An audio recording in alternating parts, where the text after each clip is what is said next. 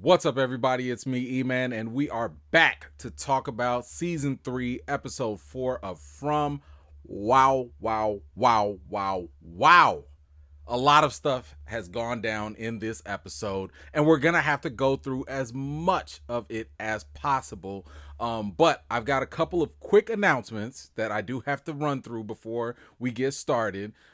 First, in case you missed it, I just posted my full interview with my main man Kenny, so please go check that out and see what he had to say about that damn jukebox playing Celebration. Next, big shout out to all of you that continue to support this channel by hitting that thanks button or sharing my videos. Guys, I really appreciate it. I love seeing all of you writing your comments and your thoughts and theories and stuff. I just love to read that stuff and engage with you all as well. So, by the way, I'm going to be live in the comment section like right when this video premieres for the first time. So make sure that when it premieres, you're notified and you're subscribed so you don't miss it. But I will be there live interacting with you all as the video is going on. So please feel free to come and join me at that time. And due to popular demand from many of you, I'm happy to announce that I have added some more From t-shirts that are now going to be available for all of you. And because I appreciate y'all so much, please use the code FROMILY, right? Use the code FROMILY and you'll get an extra 10% off on your purchase. But this is only going to last for like the first month. So, get your shirts in now while you can. Last but not least, please be sure to stay tuned until the very end of this video for a little special something from me to you once again. Okay, now that all that is done, previously on From. While looking out for food and getting cussed out by Kenny, Christy got her foot caught in a bear trap. Boyd had concepts of a plan for trapping the monsters. Victor wanted to have a little story time with Sarah. Fatima continues to chomp down on spoiled food, and a bird rudely interrupted her tarot card reading. In the real world, Tabitha got a little too suspicious, and next thing she knew, her and Henry were staring at a fallen tree in the road. All right, let's jump right into this episode. Spoiler alert. The following will contain spoilers for Season 3 of From.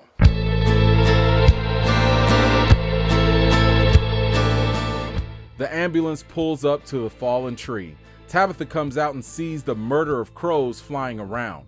It was at this point she realized that she's no longer in Kansas anymore.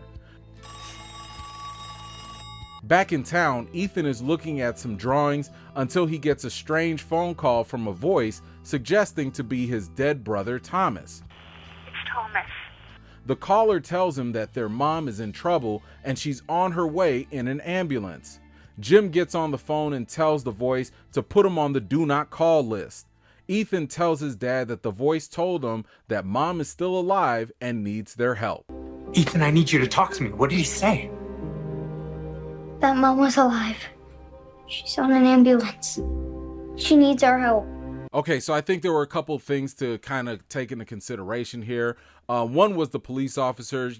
She was talking about like, yo, where is everyone? There should be more traffic during this time of day. And I think that implies that if and when you do see the tree, you're already trapped, right? Like whatever that barrier was when you were going to get into this new dimension or place, it happened a while ago. Okay, so by the time you hit the tree, it's way too late. So for all of y'all that are like, yo, how come they don't just jump over the tree? Why don't they turn around? You already here. You here now. Ain't no turning back at this point. Now, taking a closer look at those drawings that Ethan was looking at, I think some of those drawings might be either Eloise's, drawings, or maybe they were Victor's. I'm not really sure. But either way, two things I noticed here. The first picture showed 3 people holding hands. I think these were probably 3 kids, but what I'm more curious about is who or what was that figure in black? Was it a man in black? Was it a creature? I don't really know. I'm wondering Could this have been Christopher? Or could it have been maybe the evil entity, perhaps? Then we go to the other picture and we see two people in a tent with candles all around. So I kind of got the impression that this might actually be Victor and his sister. And even if it's not actually them in this drawing, the candles are giving me the idea that this is some sort of fort that Victor builds to tell stories. And I don't know, like, you guys let me know, what did you make of those drawings? Now, let me take a moment here and put a little respect on my man Ethan's name, because I am so glad that he did not believe the caller, because we've already seen Ethan doing some questionable things, like, opening the door at night to go save Lamb Chop, but once again, this voice on the phone saying that, they're saying some very curious things. It told Jim something really scary when it said, "But they're not your children anymore." So just what in the hell is this voice implying with something like that? I mean, let's say that, for example, the voice on the phone is the same evil entity that's been controlling this place. Let's just roll with that, right? Or maybe it's the boogeyman, cicada monster, whatever. We know that it's already gotten to Julie, but could it have also gotten to Ethan too? I mean, I don't really know, but this fake Thomas is definitely good at pushing people's buttons. Now, one other thing for you to consider: in my other video where I talked about the unresolved questions in From, I asked about the monsters and how exactly do they know things. Now, recall when Sarah was hearing voices and she told Father Khatri about what the voices, what they saw him bury, and they told her about the two cars that were also coming into town. Now, I think what this demonstrates is that whatever this entity over the phone is, it does not have foreknowledge. In other words, it cannot predict the future the way it's tricking people into believing it can.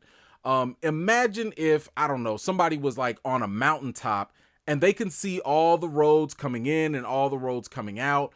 And then you have people that are actually on the road and they can't see what's coming around the corner. But the person at the top, they have a better perspective. So I remember that whole drawing with the snow globe, of the town. And anyway, I'm kind of thinking to myself that, like, maybe this entity has just a different perspective of the entire place, and it's able to see things maybe all at once. But again, it does not actually mean that it can like predict the future or anything like that. So, I say all of this because, if you noticed, the Thomas voice knew exactly when Jim's ear was at the phone to start talking. So I do believe that this entity or whatever's, on the phone, they definitely can actually watch the people in the town. Back at Colony House, the residents clean up after the Crow kamikaze. Bacta properly checks Tilly for busting out the tarot cards while they're already sitting in hell. Donna checks in on Elgen, who hasn't been sleeping very well lately, and Marielle checks up on Fatima, who's probably still got a demon baby cooking inside of her. Victor is back at Sarah's house, and he tells her that he must remember what happened in the past that caused everyone else to die. Thank you, Bacta. Oh my God, I am so glad she called out Tilly on that nonsense with the tarot cards. I mean, seriously, you're in a place like this where you got to hang up talismans, you got monsters running outside, and not a single Bible even exists conveniently in this town. You want to pull out some tarot cards? Really? Like, again, that was just not the wisest of ideas. But man, Victor. Now, my man Victor, I don't know if y'all noticed this, but Victor will low-key diss folks without even knowing it. Listen, he didn't have to say that part about his mother and his sister, dying just like Nathan. And then, except for the fact that he didn't murder them. He didn't have to throw Sarah under the bus like that. I'm just saying, my man Victor be sneak dissing real bad. But he said some other important stuff here. He acknowledged how everyone had to hide at night, and we knew this, and how this house was actually a place where he used to hide with his sister. And I swear this probably would have scared me so bad if I were a resident in this town, because ain't no way I'm going to make it 24 hours. I know I tend to snore just a little bit, not a lot, just a little smidge. Them monsters are coming to find me. Where am I going to hide? I'm going to have to either stay up at night and sleep during the day, because I know I'm going to just be like, oh, ah! And I'm done. I'm done for. I can't hide nowhere. So the fact that they had to go hiding in these houses, yikes. That is a lot. But this also reminds me of that drawing in the title sequence of the show. You could see people hiding under the beds while the monsters were coming upstairs looking for their victim. So I'm wondering, is that pretty much a depiction of like what Victor and Eloise had to go through as well? Now, Victor also said that too many things are changing, and that it never snowed here before. So we know that Victor has been here for decades. Now, time does work here the same way that it works in the real world. We already have confirmation of that with Tabitha, her time outside versus her time inside, or Marielle, her time, missing, or, having Christy gone missing and having that time line up. So there is no weird time stuff going on between the real world and, from town or whatever that we know of yet. But even with that being the case, the weather has never changed, according to Victor anyway. And for it to finally be snowing, that can't be a good thing. I still think that this is tied to the 2-car event in some way. For whatever reason, this place doesn't like, I guess, 2 cars. I don't know. Like, I don't know what that thing is, what that event is that's so bad. But one thing we know is that when this place changes, or when something changes in this place, it's not a good sign. Remember when they tried to push and build the radio, this place, that's when everything started to change up. All of a sudden, you got a big old storm. All of a sudden, the soil started getting rotten, and spoiling the food. Anyway, I do have a working theory about what this 2-car event might mean. I still got to collect some more evidence to figure that out. But what are your theories on the 2-car event, and why do you think this place is changing, and what do you think, the snow means? Now, one more thing about Victor, and please, somebody feel free to correct me if I'm wrong, but I believe that this is actually the first time that Victor has acknowledged that not only did his mom die, but so did his sister Eloise. Now, when Victor did talk about his mom's death, he mentioned how he found her dead body right in front of the bottle tree, on her way to go save the kids, the lighthouse, and all of that. However, we still don't know what happened to Eloise and or how she might have died. Like, we don't know anything about that. So even though Victor is confirming this, I'm not sure we can really rely on this. I don't know if we can trust this because, first of all, bro, you didn't even remember you had a sister. Okay? You don't even remember you got a whole sister. Now all of a sudden you just know she died. How? How did she die, Victor? You don't know? Man, listen, for all we know, he's just assuming that she died. Maybe she made it out in the real world. Maybe she's out living in the woods somewhere and she just never came back. I don't know. But you all know what they say about deaths in TV and movies. If you don't see a body, then it didn't happen. The ambulance is still driving in circles. Tabitha insists that they should keep driving into the town. Boyd is on the bus and Randall insists that he's willing to help, especially if it means that they can get out of there. Christy wakes up to find Kenny writing a letter to his mom. So, in this scene, Boyd sat here and he kind of questioned Randall about what he's seen. He's like, what have you seen and all that? And Randall mentioned the experience that he, Marielle, and Julie all had, with the cicada monster. And first of all, I really want to know, what exactly did they see? I mean, don't get me wrong. I'm not saying that we actually need to see it, but I think more descriptions would be kind of interesting because clearly whatever they went through really jacked them up, right?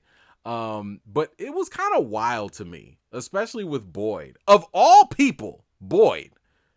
He seemed to have this look on his face like, oh, what have you gone through, Randall? I'm like, bro, come on, man. Once again, town meetings, Zoom call, something. I mean, the moment you woke up from that crazy nightmare with the cicada monster and you've collected yourself, bro, right there, we need to talk. Every single one of y'all, we got to talk. Okay, I don't want to hear none of that. Oh, not now. Oh, I need my time. No, we need to talk right now. Okay, any piece of information can be helpful to at this point. Okay, now remember, it was Elgen's dream that Bacta remembered the nursery rhyme that later helped stop the cicada monster. So yes, these things are scary. Yes, they are traumatic. But if they don't face their fears and get to talking, they're all going to get screwed here. Now, we got to talk about my man Kenny. He said something that kind of broke me a little bit. And he was talking about how, like, everything he was fighting for is now gone. And I'm just kind of convinced that this man is going to break. Like, I mean, seriously, how much more can Kenny take? You done lost your parents. What's left? The girl that done forever friend zoned you? I mean, hey, that's something, because he has been open and vulnerable with Christy and he has that bond. But I'm just saying, like, if the monsters do something to Christy, if this place does something to her, yikes. But anyway, I really think that if Christy is gone, that's going to be the final straw to break Kenny. But be sure to go watch my interview with Ricky Kenny himself, as he told me what he thinks is actually going to break Kenny, if and when that happens. Victor builds his fort in Sarah's basement. He tells Sarah about how he survived the tragic night by hiding in the cellar as his mom instructed him to do. He went on to talk about how the boy in white befriended him for all those years. The boy in white told Victor to collect items that were precious to the people that passed away and to bury those things instead of the people. Sarah wonders what they are doing in this fort, and Victor tells her that he's going to have to remember some scary things. Thankfully, according to Victor, Sarah is the scariest person in town, so she won't be scared by those stories. You see what I'm talking about? Didn't I tell y'all? Victor, he be sneak dissing. He will sneak this all the time, talking about Sarah is scary. I mean, listen, man, how you gonna sit here and call Sarah the scariest person in town? I mean, yeah, she hears voices. Yeah, she murdered her own brother and some other people. And, she does dress a little weird and, okay, all right, maybe he got a point. But listen, anyway, I love that these two are talking, because Victor remembering things is so crucial.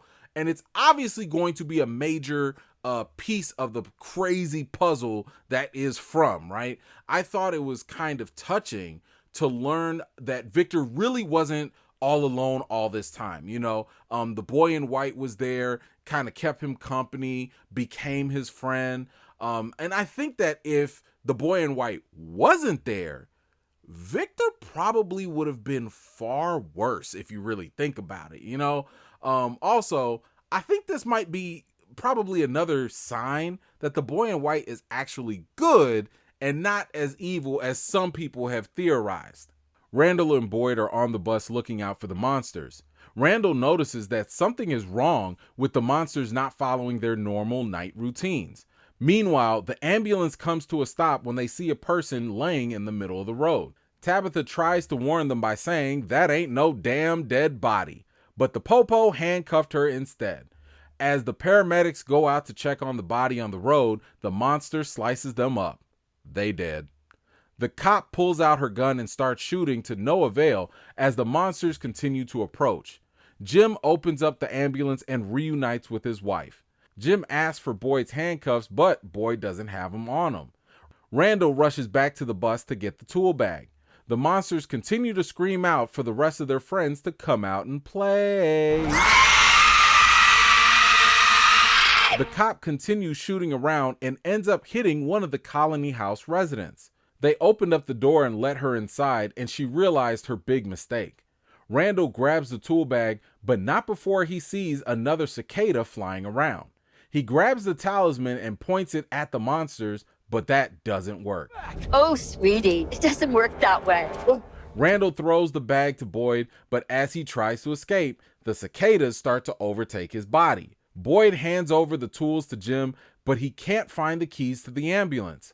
That is, until one of the monsters hands him the keys and tells him that they're going to keep Randall. Boyd makes the decision to take the keys and drives away, leaving Randall with the monsters. Wow. Yo, check this out. Okay, check this out. Some of y'all saw that scene, realized how crazy it was, came onto this video, and didn't even subscribe. Come on now. I thought we was one big family. Now, please do me a big favor. Go ahead, hit that subscribe button and ring that bell for notifications so you don't miss out on my future From content. Listen, there's a lot of trauma going on. We have to go through this together. But this scene, this big old scene right here. Listen, I know it's not done, but we need to talk about a couple things. I mean, first of all, this scene reminded me of the same energy back in season 2 when Ellis got stabbed and they had to rush him back to the clinic. You know, I was getting those same vibes right there. Now, but here's the thing. It was so interesting how these monsters have a set pattern, right? Like, at least that's what we're learning from Randall. Now, not sure what that means about them, but it is something we should probably take a note of for the future.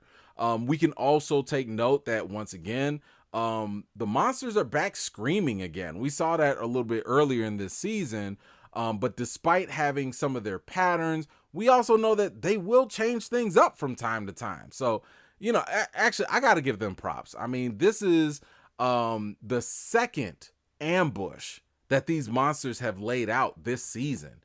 These things are getting a lot craftier. Now, there was this moment when Tabitha, she kept trying to wake up Henry, and, you know, he was all groggy and stuff, and, you know, and she was like, yo, something out there is trying to kill us, and he was still kind of groggy. But the moment this man heard that monster scream, he woke up too fast, okay? And I laughed. I thought that was kind of funny, because that would wake me the hell up from my concussion too. If I heard that scream like that, oh no, I'm getting up like that. Okay, but when Jim came into the ambulance and met up with Tabitha, I got so mad. I was so annoyed. I was like, excuse me. Hey, I know y'all smooching and everything. Sir, I know you miss your wife. I understand. It's been a couple days and all that. But there's some monsters like right outside that will tear y'all apart, eat your insides probably. Can y'all do the long romantic kiss like in the house with the safety of the talismans and stuff? This ain't the time, okay? This is not, y'all too experienced. Okay, that's my issue. I understand that these were some new characters. Y'all was here day one. Y'all knew exactly what you've been in, and now you sitting here talking about some, ooh, I missed you. Get your butt in the house. Oh, but we got to talk about Randall. Okay, this man tried to ward off the monsters with a talisman, and I thought this was hilarious when they was like, yeah, so it doesn't work that way. You know, that just goes to show everyone that this place and the objects, they all have strict rules. For example, I heard some people online talking about the talismans need invitations or whatever. First of all, that has never been established as a rule in the show. Sure. Now, sure, Dum Kevin, he did invite that monster in, you know, during the Colony House massacre, but she was able to come in not because of some invitation, but because the barrier was broken. Okay, now if you don't believe me, then you're going to have to go look at Sarah when she left the door open for the monsters to kill Kenny's dad. Or when Donna told Randall when he was sent to go, stay on the bus, that if he let the talisman fall, then he's toast. So I say this again, just because here the rules are very clear. And if you go around, and I'm talking about some of y'all that are watching, if you go around trying to make up your own interpretations of the rules the way Randall did, well, you might end up the way Randall did.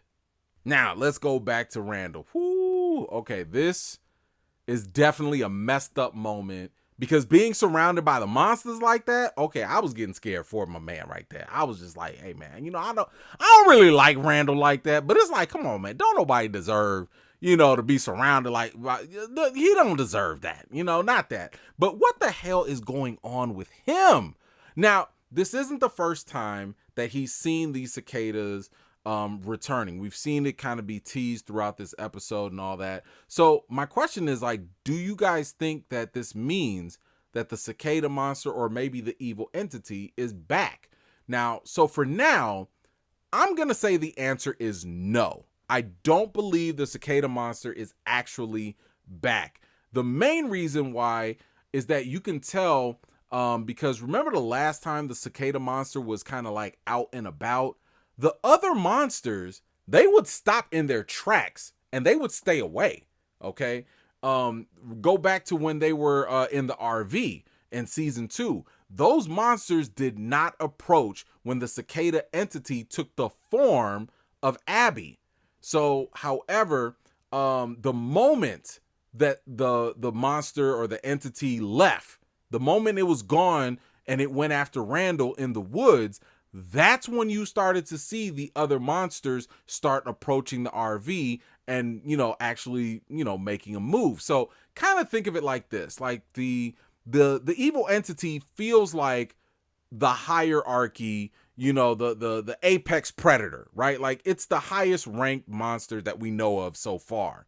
And I don't know, it's almost like a lion, in the jungle or something, where if the lion is eating, ain't nobody gonna mess with the lion while it's eating, right? Everybody's just gonna stand there and watch. And the regular monsters are kind of like the hyenas. They just waiting for their turn to get a couple scraps or something, because they don't want no problems with the lion. So, I don't think the cicada monster is actually back, because if it was back, again, the monsters would have kept their distance away from Randall the way that they did before.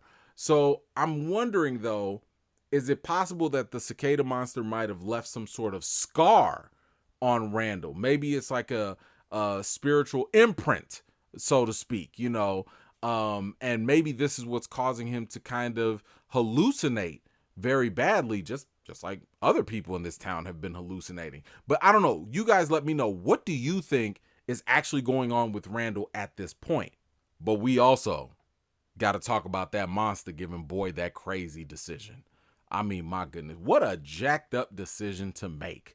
Boyd was faced with the classic philosophical question, which has been illustrated in the trolley problem, right? Now, do you sacrifice the one to save the many, or do you, save one and lose the many? Now, we talked about this back in season 1 when Sarah was talking with Christy, and she kind of asked her a similar question right before she attempted to go kill Ethan. Now, recall that Sarah thought that if she killed one person, Ethan, then she could save the entire town. But this time, it was Boyd's turn. Do you make the call to save Randall, but you lose the people in the ambulance? Or do you save the people in the ambulance and you lose Randall? So my question for you guys is, do you think Boyd made the right decision here? Was he bogus for leaving Randall like that? Let me know your thoughts in the comments down below. Back in Colony House, Marielle is doing her best to treat Nikki. She manages to get the bullet out. Boyd pulls up to the Colony House and everyone makes it out of the ambulance. Tilly is in the kitchen worrying about Fatima, but Elgen is too busy looking at the creepy kimono lady. The lady asks Elgen for his help and quickly disappears. Help me. Okay, so this kimono lady, I mean, it's really starting to make me wonder, what exactly does she want? You know, she's asking, help me, and all that. Now, I know Elgen is one of those special people that has like a special connection to this place, kind of like Sarah or Ethan. And this lady kind of seems like she needs help, but the bigger question is like, yo, help with what? You know, do you like, is this another lost soul that needs to be set free or something?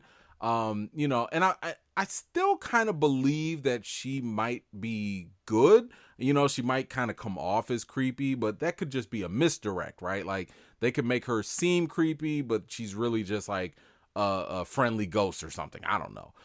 But if you think back to when he was in the tub, I thought that she wasn't actually drowning him. I thought that maybe he was falling asleep and he like slipped under, and that was around the time that he was also hearing the music box at the same time. And if you think about it, what does the music box do to you while you're asleep? It tries to kill you. So I don't think that the kimono lady was the one that was like drowning Elgen. I think that this entity, this kimono lady, was actually trying to save him from the music box, and the music box cicada monster, that might have been what was actually drowning him, right? So I think it was a little misdirect there. Anyway, what do you think is going on with this kimono lady? Do you think she's like, you know, trying to help him? Is she trying to harm him? I don't know. Whatever you think, let me know what you think her deal is in the comments. At the Matthews house, Ethan checks in on Julie after her incident with the cicada monster. She admits that she is really, really scared. Back in the huts, Jade tells Kenny and Christy about his hallucinations. He recounts how Tien Chen helped him and gave him Christopher's book. Just then, they heard some sounds banging outside of the hut. In the fort, Victor recalls the items of the lost residents. He notices that he doesn't have any items from Christopher, and he begins to get triggered as he recalls the terrible traumatic events during that time. He finally remembers that the ventriloquist dummy named Jasper is the missing item from Christopher. Okay, so as for them huts, them sounds that are outside, first of all, I don't like them. But I do wonder, and I'm gonna throw this loose theory out here, I do wonder if this might actually be a different group of people who could just be living outside in the woods, maybe? Think about this. Remember when Victor was in the tunnels and was showing Tabitha all the drawings on the walls, you know, made by the monsters? I recall that those drawings showed two different types of people. You had one that were red, and then you had another one that were white. So I'm just wondering, are these some like wild people that, you know, maybe they trying to pay Kenny and them a little visit? I don't know. But I still get the feeling that Jade messing up those totems, right, you know, before earlier to help Christy and all that, I still get the feeling that those totems being messed up might be a factor here in some way, shape, or form. Now, you know, don't forget Kenny and you know, Jim, they had heard the same noises before, so maybe it has nothing to do with the totems either. But I still believe that these random sounds that they're hearing, I still think it's giant spiders. I think it's giant spiders, you know, because it's not like these sounds are coming from the front door. You know, nobody's knocking at the door or like on the window or anything like that. These sounds sound like they're coming from the roof. They sound like they're coming from the walls.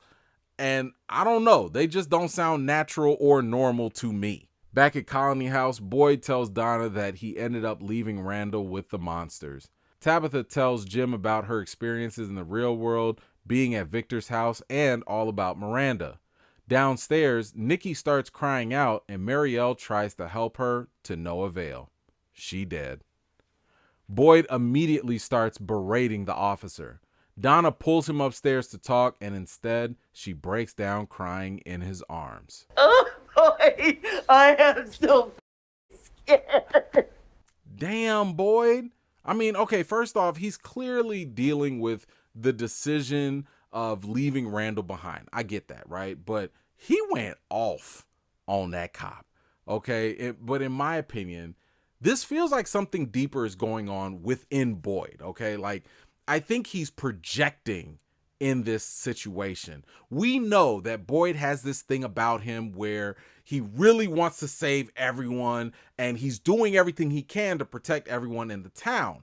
However, when someone in the town dies due to the actions of another person, he loses it.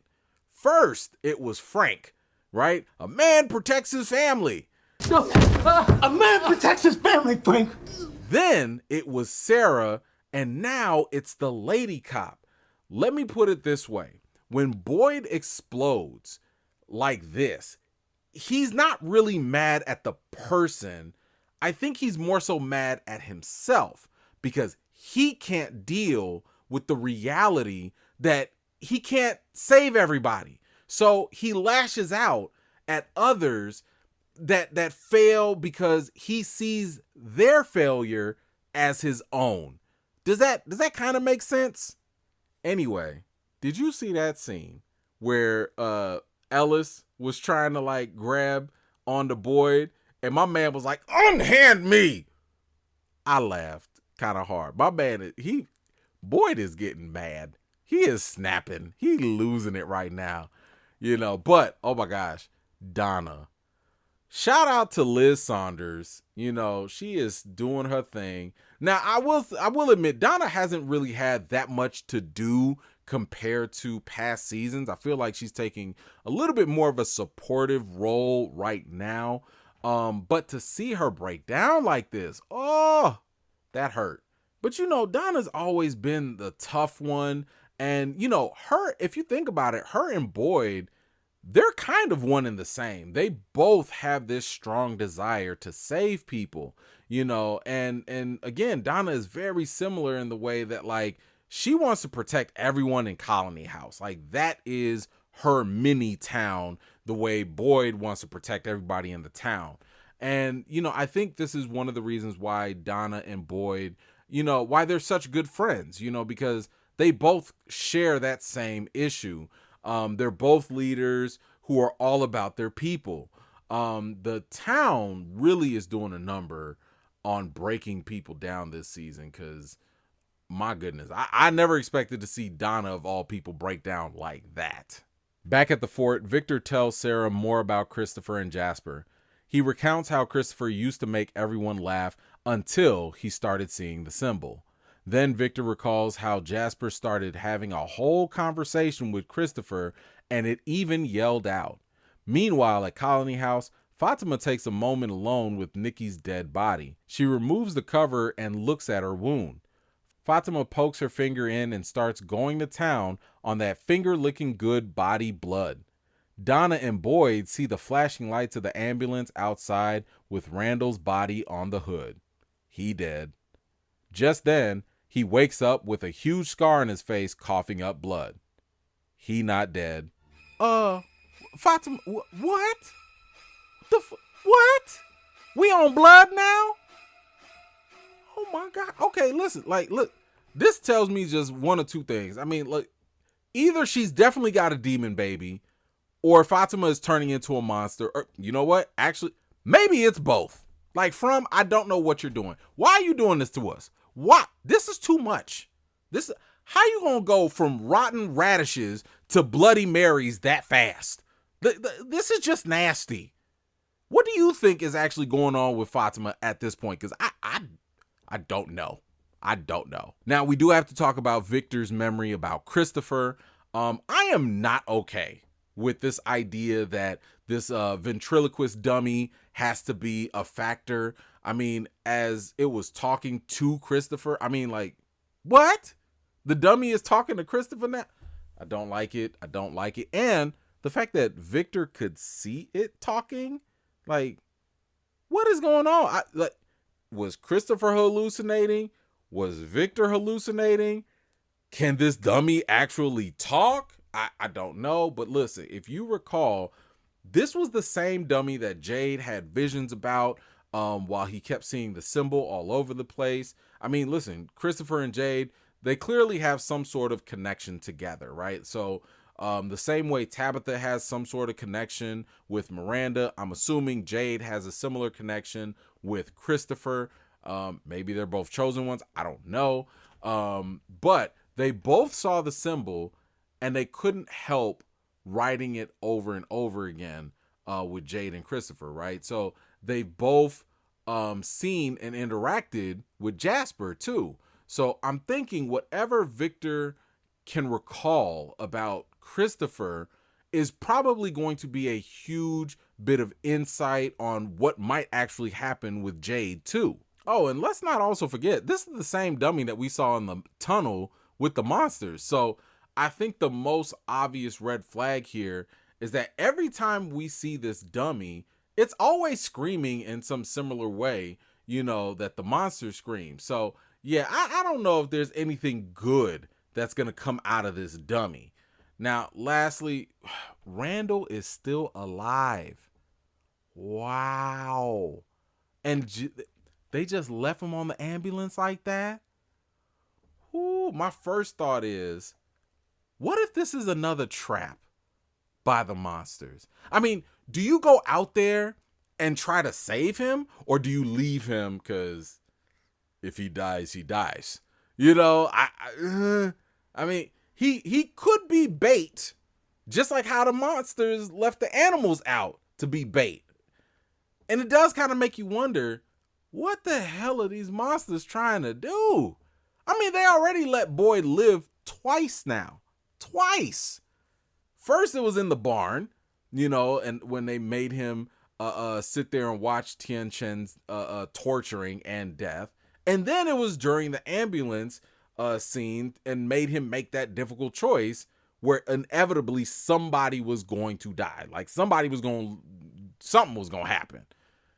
So this is just more of the same from the monsters, where I think that they're just trying to break Boyd, unless there's some other devious scheme behind all of this. Plus, did the monsters do something to Randall? I mean, this man was seeing cicadas and stuff before. Did they booby trap him or something? Like, I don't know. I mean, for Boyd, he was already struggling with the fact that he left Randall. That's so jacked up. And Randall knew. Randall knew that Boyd left him. So if they can manage to rescue Randall, can you imagine how awkward and intense that's gonna be? Oh my God, I cannot wait. I cannot wait. But anyway, guys, that is it for this episode. But now is the time where I let you guys know what I thought about it and give you my quick little review.